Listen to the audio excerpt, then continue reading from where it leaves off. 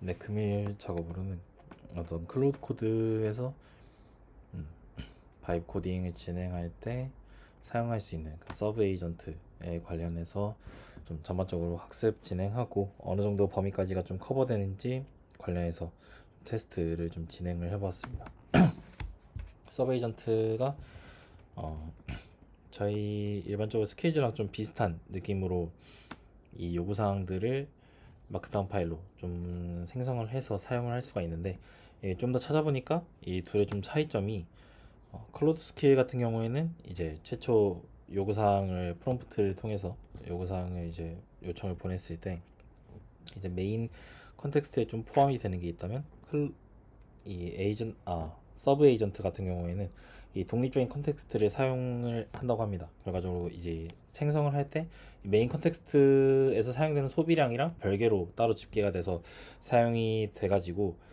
이거를 좀 확인을 해보니까 아무래도 메인 컨텍스트가 좀 내용이 다양한 파일들이 많을수록 좀 비대해지는 경향이 있어서 해당 부분에 대해서 약간의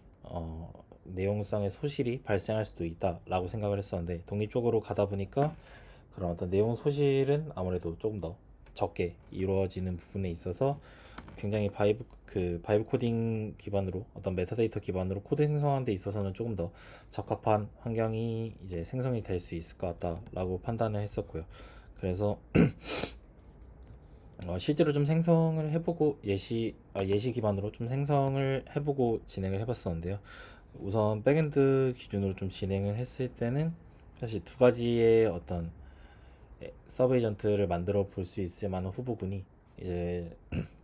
TDD 기반의 MSA 구조를 좀 구현할 때 필요로 하는 어떤 고정적으로 생성되는 이 카프카나 게이트웨이 그리고 매니페스트, 도커 파일 등의 그런 파일들에 대한 그런 명시적인 어떤 요청이라든가, 아니면은 모듈별로 최종적으로 생성이 되는 그런 테스트 코드 독립적으로 실행되는 부분이 있어서 테스트 코드는 좀 따로 생성이 되면은 좀 좋다고 판단을 했습니다. 어떤 공식 문서나 다른 영상 같은 거 좀 참고 자료 찾아봤을 때도 대다수가 좀 테스트 코드에 대한 언급을 좀 많이 해줘서 먼저 테스트 코드로 이 에이전트를 생성을 진행을 했었고요. 생성을 진행을 할 때 기본적으로 네임이랑 데스크립션을 토대로 이 서브 에이전트의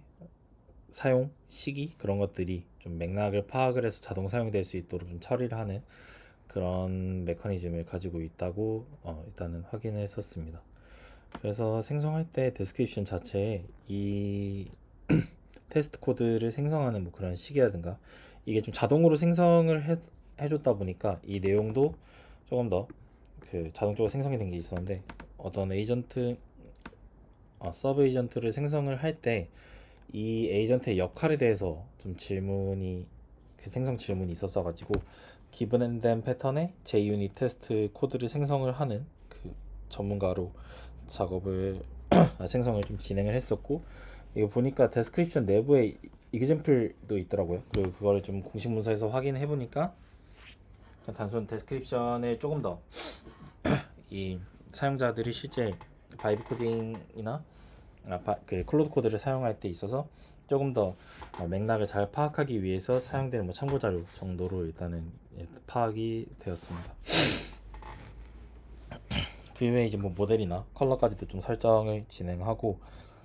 하단의 내용까지도 처음에 자동 생성이 된 부분이 있었는데 이 부분에 대해서는 그냥 자동 생성된 거대로 좀 진행을 했었을 때 어떤 테스트 코드가 제가 예상했었던 방향성이라든가 그 사용 동작되는 그런 방향성이라든가 코드 생성 관련된 부분에 있어서 좀 다르게 결과가 나오는 부분들이 있어가지고, 이 부분은 이전에 그 스킬즈에서 레퍼런스로 만들었던 테스트 코드 쪽 파일의 내용을 조금 더 가미해서 조금 더 수정을 진행한 상태로 실행을 했었고요. 우선 실행 결과만 먼저 말씀드리면은 테스트 코드도 이제 정상적으로 생성이 되고, 오히려 더 정교하게 기존의 어떤 테스트를 진행하게 되면은 좀 간단하게 몇 가지의 테스트만 좀 생성이 되고 그거에 대해서 이제 실행 오류들을 잡아주는 느낌이 있었다면, 굉장히 여러 개의 그런 단위 테스트들이 생성이 되고 그거에 대한 테스트까지 좀 이루어지는 것은 확인을 하였습니다. 네, 약간의 문제가 있었던 게 우선 첫 번째로는 서브 에이전트를 이 컨텍스트 맥락을 좀 자동으로 파악을 해서 에이전트 호출하는 부분이 약간 좀 잘 이루어지지 않았던 부분이 있었습니다. 이게 클로드 코드의 어떤 응답되는 로그가 제대로 안 보였던 걸 수도 있긴 하지만 뭔가 로그를 조금 간단한 중간중간 봤을 때 이 실제로 사용이 되면은 이 색상과 함께 사용됐다는 그런 표시가 나와야 되는데 그 부분이 안 나와서 아무래도 그 컨텍스트의 어떤 이 맥락 기반으로 생성을 서브 에이전트 사용 요청을 했지만 그 부분이 잘 이루어지지 않은 것 같아서 다른 방식을 좀 찾아보니까 직접적으로 명시하는 파트도 있긴 하더라고요. 약간의 요구사항과 함께 그 스킬 파일이나 다른 레퍼런스에서 만약에 사용을 할 경우에는 이 해당 서브 에이전트를 좀 직접적으로 내용을 명시를 해서 사용하는 방식으로 좀 유도를 하던 게 있었는데 그 방법대로 진행을 하니까 그래도 일단은 최종적으로 성공을 하기는 했습니다. 그래서 그 전까지 좀 이 맥락을 읽도록 하는 그거를 제가 제대로 못해서인지 좀 여러 번 시도를 해봤었지만 안 된 게 있었고 이제 뭐 그 테스트 코드가 일단 1차적으로 성공이 완료가 됐어서 그 다음 생각했었던 거는 아무래도 백엔드든 프론트엔드든 이 메타데이터의 양이 좀 많아진다거나 레퍼런스의 내용이 조금 더 세분 요구사항이 추가돼 세부적으로 포함이 된다라고 하면은 이 컨텍스트 사이즈가 또 비대하게 증가를 하는 그런 경우가 발생을 할 거를 고려해서 MSA 스프링 부트 쪽을 이제 구현을 할 때 이 서브 에이전트로 전환할 수 있을 만한 파일들을 1차적으로 좀 선별했었고요. 그거를 기반으로 이제 아까 말씀드렸던 그런 인프라 구조에 대한 생성, 플랫폼 인프라에 대한 생성이랑 테스트 코드를 서브 에이전트로 전환을 시켜서 최종적으로 생성을 요청을 진행했습니다.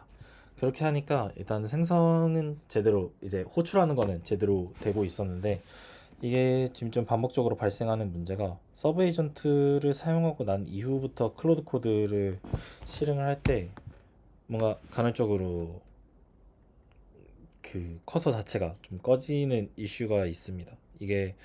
뭐 정확하게 원인이 어떤 건지는 파악이 되고 있지 않지만 아무튼 그런 게 있어가지고 그 이후에 좀 다시 실행하거나 했을 때는 또 문제 없긴 한데 좀